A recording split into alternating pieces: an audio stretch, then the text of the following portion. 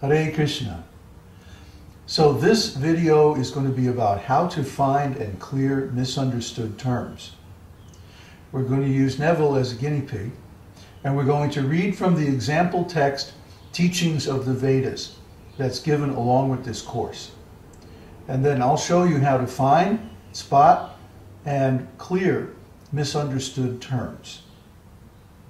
Okay? Are you ready? Yeah. Okay. I'm going to give you this Teachings of the Vedas, which you've never seen before, at least in this form. And what I want you to do is to read out loud. Okay? And then we'll spot your misunderstood words by your somatics. Okay. And then we'll look them up. Okay. Okay, so start reading. Teachings of the Vedas. An excerpt from the introduction to Sri Ishopanishad. Ladies and gentlemen, today's subject matter is the teachings of the Vedas. What are the Vedas? The Sanskrit verbal root of Veda can be interpreted variously, but the purport is finally one. Okay, stop. When you read the sentence, what are the Vedas? You read it as a declarative rather than as an interrogatory sentence, which tells me that you have a misunderstood possibly on the question mark or one of the words just before it. Okay. So you're saying that I said it as a statement and not as a question? Right. I said it like, what are the Vedas? Yes. What are the Vedas? That's a declarative statement. What are the Vedas? That's a question. Ah, okay. So what could be the misunderstanding The there? question mark. Okay. Let's start with the question mark and Should I see. look it up? Yeah, look up question mark.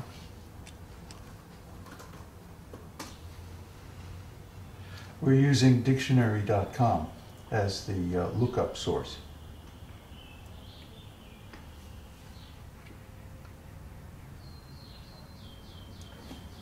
Question mark. Something unanswered or unknown. Also called interrogation point, interrogation mark. A mark indicating a question. Usually, as in English, the mark, question mark, placed after a question. A punctuation symbol written at the end of a sentence or phrase to indicate a direct question. Okay. Which one of those definitions fits in that sentence? A punctuation that follows a direct question. Right, right. Now read it again. What are the Vedas? Is that Uh-huh. the way it should be? Yeah, do you have a misunderstood term on the Vedas? I don't think so. What's the definition?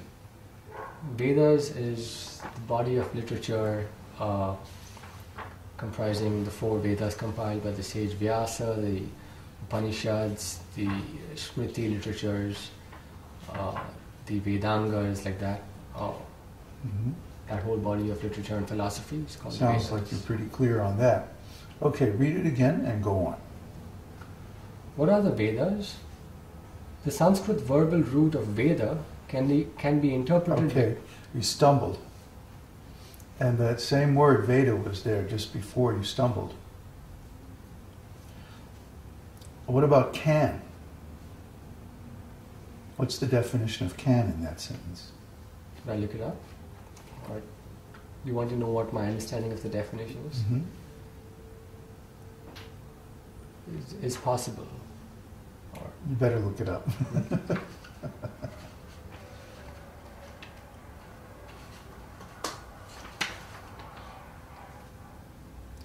When a person is reading aloud and they stumble, that's almost 100% indicator that they have a misunderstood term just before the point where they stumbled.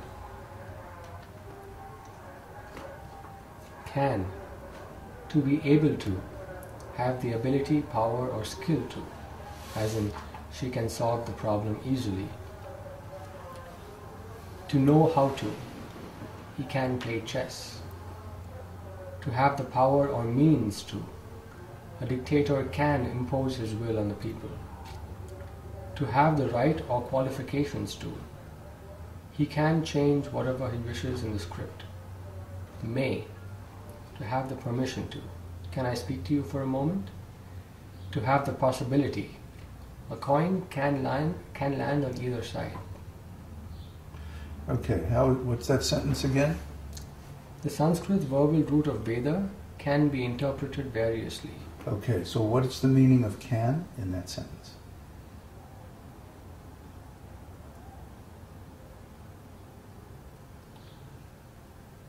To have the possibility. Ah, very good. Now, make up an original sentence using can in that definition.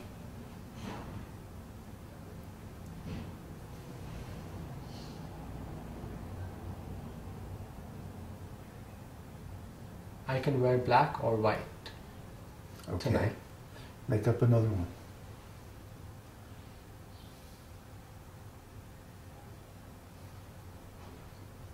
They can be dangerous. Now, is that exactly the same definition as before? It's a possibility that these people are dangerous. I'm saying these people can be dangerous. Oh, okay. This ride can be dangerous. Okay. But the sentence doesn't give sufficient context to define it exactly. It's a very simple sentence, and it doesn't really distinguish between those two shades of meaning. Would you agree? Which two sentences? The second sentence you made up. These people can be dangerous? Yeah. Yeah. So now reread the original sentence and go on.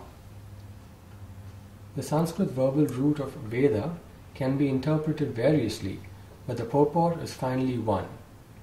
Veda means knowledge. Any knowledge you accept is Veda. That is cheating. Lastly, our senses are imperfect. We are very proud of our eyes. Often someone will challenge. Whoops. What's your misunderstood word? Someone? I said someone as sometimes. Yeah.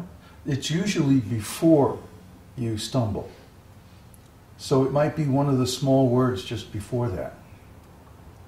Often? Often. Often. It's worth looking up.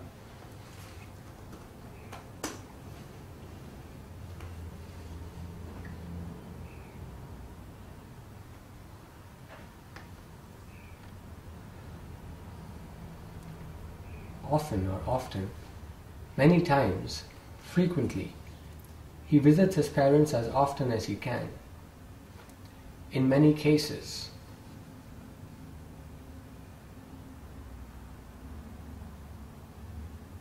Many times at short intervals. We often met over a cup of coffee.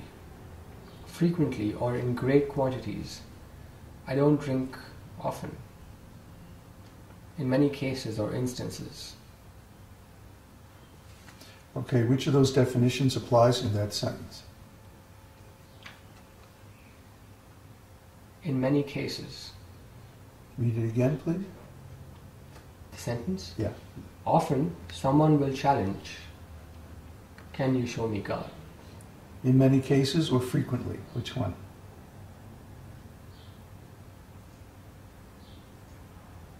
In many cases, I would think.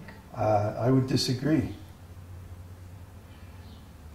Because what he's talking about is in practical preaching work, isn't it? This was given as a live talk by Srila Prabhupada and transcribed. So the context is a public preaching engagement. And Prabhupada is saying, often people will challenge, what is God? Can you show me God? So he's talking about often, in this kind of a situation, many times, people challenge us asking, can you show me God? How is that different from in many cases? What would be a usage of in many Oh, cases? in many cases means if you have a sample of similar incidents, that in the majority of those incidents, this particular thing happens or is shown. So that's in case we're talking about a certain set. It's more, in English, it's more used in the connotation of static things. See, if a person is talking about their experience, like Prabhupada is here, they would use often in the sense of frequently. You know, I often come here. I often give talks where people challenge